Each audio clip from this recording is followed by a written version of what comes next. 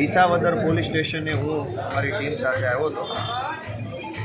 આજથી 8-9 દિવસ પહેલાં મને અને અમારા આમ આદમી પાર્ટીના વિસાવદરના અલગ અલગ કાર્યકર્તાઓને અલગ અલગ ગામના કેટલાક ખેડૂતો તરફથી એવી રજૂઆત મળી કે વિસાવદરના ટેકાના ભાવના ખરીદી કેન્દ્રમાં ખેડૂતોને ડરાવી દબાવી ધમકાવી પૈસા માગવામાં આવે છે અને પૈસા ન આપો તો માલ રિજેક્ટ કરે છે. આવી રજૂઆત મળી કેટલાક ખેડૂતો.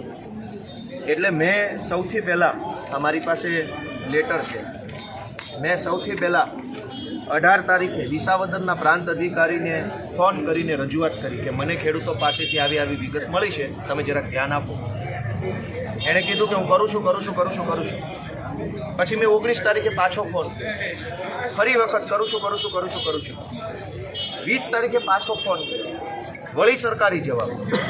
એટલે મેં થાકી કંટાળી 18 તારીખે આરએસીને ફોન કર્યો.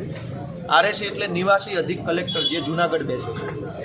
એને મેં જાણ કરી કે આ અમારા વિસાવદરમાં ટેકાના ભાવના મગફળી ખરીદી કેન્દ્રોમાં ખેડૂતોને લૂંટવામાં આવે છે, ખેડૂતો સાથે દાદાગીરી કરવામાં આવે છે. આરએસીએ મને 18 તારીખે એવું કીધું કે હું જોઉં છું. ફરીથી મેં 22 તારીખે આરએસીને ફોન કર્યો, નિવાસી અધિક કલેક્ટર સાહેબ. ફરીથી એણે હું જોઉં છું કર્યું. ત્યારબાદ અમારા રાજુભાઈ બોરખતરિયાએ નિવાસી અધિક કલેક્ટરને 2 ફોન કર્યા. ત્યારબાદ અમારા હરેશભાઈ સાવલિયાએ ખેતીવાડી અધિકારીને 2 ફોન કર્યા. ત્યારબાદ મેં ખેતીવાડી અધિકારીને 3 ફોન કર્યા. ત્યારબાદ 24 તારીખે મેં જૂનાગઢ જિલ્લા કલેક્ટરને ફોન કર્યો અને એમના ધ્યાને મૂક્યું કે ભાઈ આવી રીતે ખેડૂતોને દબાવવામાં ધમકાવવામાં આવે છે, દાદાગીરી થઈ રહી છે.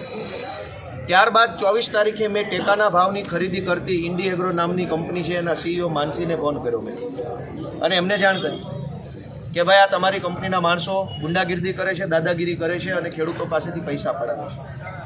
ત્યારબાદ પાછો એક વખત ખેતીવાડી અધિકારીને ફોન કર્યો. ત્યારબાદ પાછા હરેશભાઈ અને રાજુભાઈ બોરખતરિયાએ પણ ખેતીવાડી અધિકારીને એક વખત ફોન કર્યો. 18 તારીખથી લઈ 18, 19, 20, 21, 22, 23, 24 તારીખ સુધી સળંગ રોજે રોજ રાજુભાઈ બોરખતરિયા, હરેશભાઈ સાવલિયા અને ધારાસભ્ય તરીકે હું પોતે અલગ અલગ અધિકારીઓને ફોનથી અમે ધ્યાન દોરતા હતા, પણ એનું પરિણામ ન આવ્યું. 24 તારીખે સાંજના મેં નક્કી કર્યું કે હું લેખિતમાં ફરિયાદ આપીશ. આ મારી લેખિત ફરિયાદ છે, ધારાસભ્યના લેટર પેડ ઉપર. આ વિસાવદર પોલીસ સ્ટેશનનો સિક્કો છે. 24/12/2025 રોજ વિસાવદર પોસ્ટેમાં મેં આ ફરિયાદ લેખિતમાં આપી. એમાં મેં લખ્યું કે ટેકાના ભાવના મગફળી કેન્દ્ર ઉપર નાનું લાખાણી અને એના માણસો દાદાગીરી કરે છે ને પૈસા પડાવે છે અને ખેડૂત પૈસા ન આપે તો એને ધમકાવે છે, બોલાચાલી ઝઘડો કરે છે. આ ફરિયાદ મેં 24 તારીખે આપી, 24 ડિસેમ્બર. આજ દિવસ સુધી વિસાવદર પોલીસે કોઈ પગલાં લીધા નહીં, કોઈ કાર્યવાહી, કોઈ તપાસ, કશું જ નહીં. ધારાસભ્યના લેટર પેડ ઉપર ફરિયાદ આપી, કલેક્ટર, પ્રાંત, આરએસી, ખેતીવાડી બધાને કીધું, જાણે કે બધાએ આ ગરીબ ખેડૂતોના જે ટેકાના ભાવમાં ભ્રષ્ટાચાર થાય એમાંથી આ બધાને કટકી મળતી હોય એવી રીતે બધાએ કામ કરવાનું બંધ કર્યું. 24 તારીખની મારી ફરિયાદ ઉપર પગલાં ન લેવાયા, પણ ગઈકાલે 28 તારીખે ટેકાના ભાવના ખરીદી કેન્દ્ર ઉપર પૈસા માગવાની ઘટના સામે આવી અને ત્યાર પછી કોઈ ખેડૂતોએ આમ આદમી પાર્ટીને રજૂઆત કરી કે અમારી પાસે જબરજસ્તીથી બળજબરીથી પૈસા માગે છે, અમને મદદ કરો. મદદ કરવા માટે અમારી ટીમના કેટલાક કાર્યકર્તાઓ ત્યાં પહોંચ્યા તો પોલીસે અમારી ટીમના હરેશભાઈ સાવલિયા ઉપર, રવિભાઈ ડોબરિયા ઉપર અને ભદ્રેશભાઈ બાબરિયા ઉપર છેડતીનો ગુનો દાખલ કર્યો કે વિસાવદરના આ ખરીદી કેન્દ્ર ઉપર આવી અને આ 3 લોકોએ ત્યાં કામ કરતી મહિલાઓની છેડતી કરી. છેડતી કરવા તો કોઈ ત્યાં ગયું નથી. મૂળ મુદ્દો એ છે કે બોટાદમાં ખેડૂતો સાથે કોઈ કડદો કરે તો કડદો કરવાની રજૂઆત કરવા ગયા હોય રાજુભાઈ કરપડા કે પ્રવીણભાઈ રામ, તો કડદો કરનારા ઉપર નહીં, રાજુભાઈ અને પ્રવીણભાઈ ઉપર FIR થઈને અત્યારે જેલમાં છે.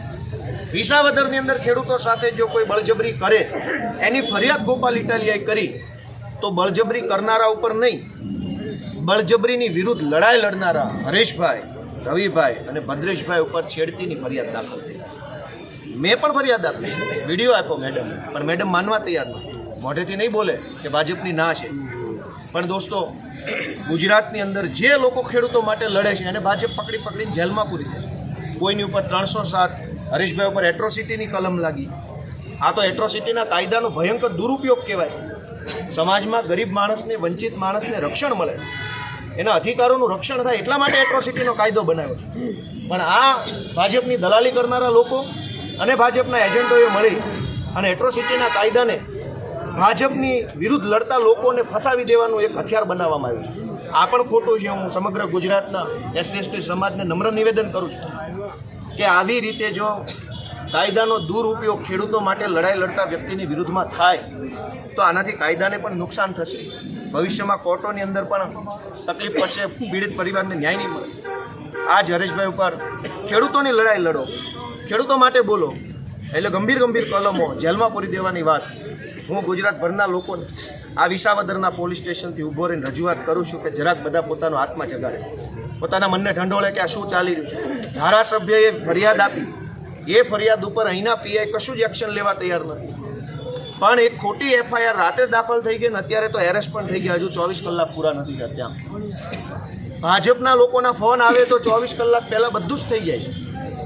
ખેડૂત નિર્દોષ હોય, લૂંટાતા હોય, ખેડૂતમાં સાથે બળજબરી થતી હોય, અત્યાચાર થતો હોય તો કોઈ પોલીસ સ્ટેશનોમાં સાંભળવામાં આવતું નથી.